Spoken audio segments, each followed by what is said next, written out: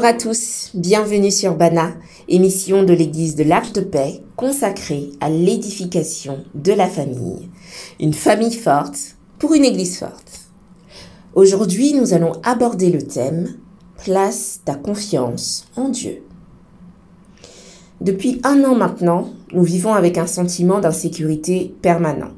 Face à la crise sanitaire et ses conséquences, il est de plus en plus difficile de se projeter dans l'avenir. En tant que jeune, étudiant ou écolier, ce climat d'incertitude influe sur la confiance que nous avons en nos capacités, en nos possibilités et en nos projets. Parfois, les circonstances que nous traversons peuvent même nous faire douter de l'accomplissement des promesses de Dieu dans nos vies. Dans cette situation, n'oublions pas que Dieu est le maître des temps et des circonstances. Il est fidèle et il nous dit dans sa parole qu'il ne nous abandonnera pas. Deutéronome 31, verset 8. L'Éternel marchera lui-même devant toi.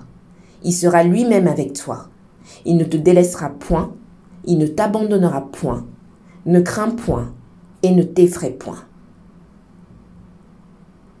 Examinons ensemble le passage de Matthieu 14, versets 24 à 32. Il est écrit au verset 24 : La barque, déjà au milieu de la mer, était battue par les flots, car le vent était contraire.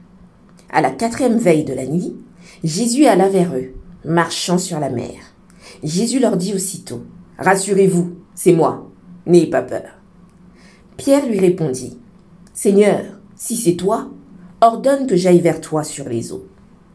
Et il dit : Viens. Pierre sortit de la barque et marcha sur les eaux pour aller vers Jésus. Mais voyant que le vent était fort, il eut peur. Et comme il commençait à enfoncer, il s'écria : Seigneur, sauve-moi ! Aussitôt, Jésus étendit la main, le saisit et lui dit : Homme de peu de foi, pourquoi as-tu douté ? Et ils montèrent dans la barque, et le vent cessa. En marchant sur les eaux, Jésus domine non seulement les eaux dans lesquelles il aurait dû se noyer, mais aussi la tempête qui vient pour déstabiliser avec violence. De même, nous sommes censés dominer l'environnement dans lequel nous évoluons. Et cette posture, nous l'avons perdue dans le jardin d'Éden.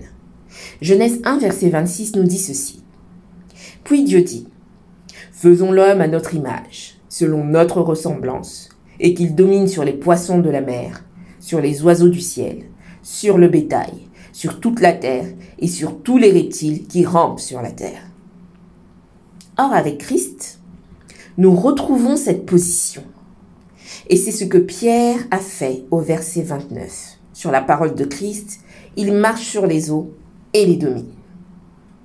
Ainsi, tout comme Pierre, comment pouvons-nous prendre le dessus sur les situations difficiles que nous traversons ? Premièrement, avoir une pleine conscience d'être aimé inconditionnellement par le Père, d'être à ses yeux une perle de grand prix.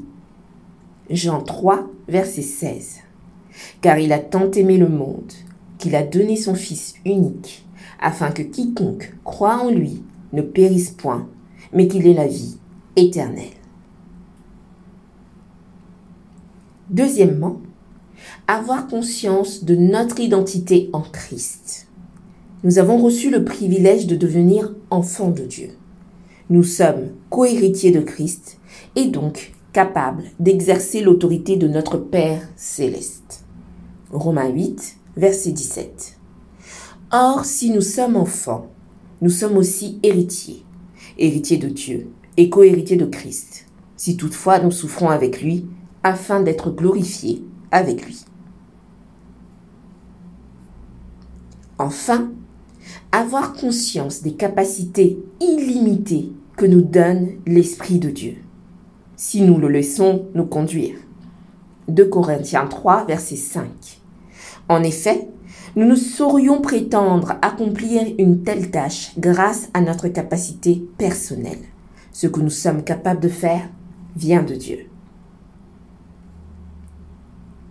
Quand bien même la crise économique, symbolisée par la tempête, viendrait déstabiliser notre foi, notre assurance, notre espérance, soyons fortifiés en nous reposant sur Christ.